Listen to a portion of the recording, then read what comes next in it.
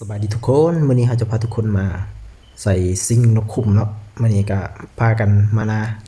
พ่อแม่ลูกแล้วก็มาเบิ่งในแคมนาเนี่ยก็เห็นว่ามีห้อยนกขุมมันหลิ่นเนาะมันเฮ็ดผุงอยู่เนาะอันนี้เราก็พาทุกคนมาใส่ซิงนกขุมกับพ่อเขาเนาะเพิ่นก็กำลังเริ่มปักซิงเนาะซิงของเขามีอยู่5หลังเนาะแล้วก็เริ่มการปักซิงนี่เป็นวิธีการปักซิงเนาะสำหรับด่างสีขาวๆดีเนาะเราก็จะปักตันทางของนกขุมที่มันเที่ยวไปเที่ยวมาอยู่ในแคมป์ทงหน้านี่เนาะ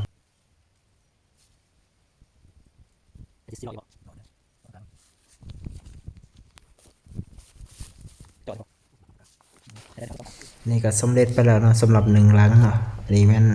เราก็จะไปหาบอลที่จะปักอีกหลังที่2เนาะตามทางของคนเที่ยวแล้วเนาะแล้วก็พอเขาก็พออีกวันหนึ่งที่จะต้องปักลงไปเนาะก็บ่ให้ห่างกันหลายเนาะทางมันเที่ยวหลายเนาะในบริเวณนี้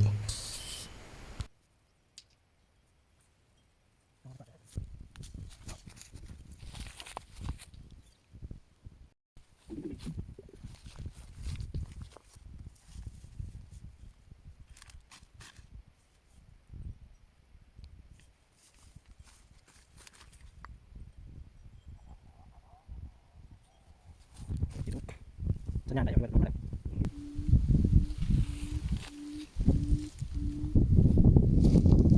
ตอนนี้เขาก็จะพยายามซิ่งที่เขาปักไว้เนาะซิ่งนกกะท่าซิ่งนกขุม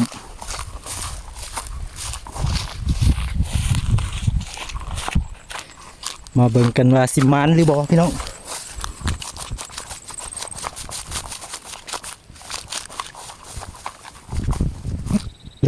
เสียงแบบนี้กันเสียงนกขุมถือแก้วพี่จะเห็นปักอยู่นี่ใหญ่แล้วบ่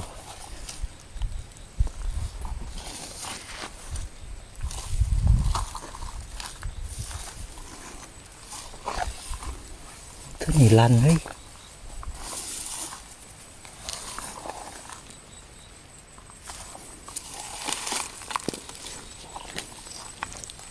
ดีพี่น้องเจอไปแล้วแต้มนึงนี่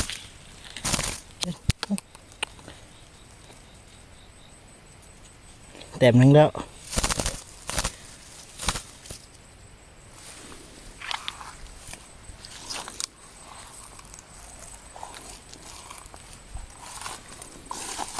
นี่ลั่น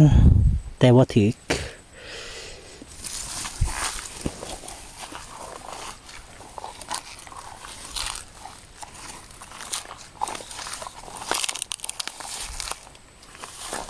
นี่ก็ลั่น2 แต้มพี่น้อง2 แต้มนี่มาต่อยพี่น้องนี่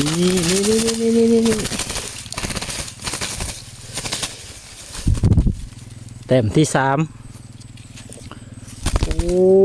นกขุมมันนั่น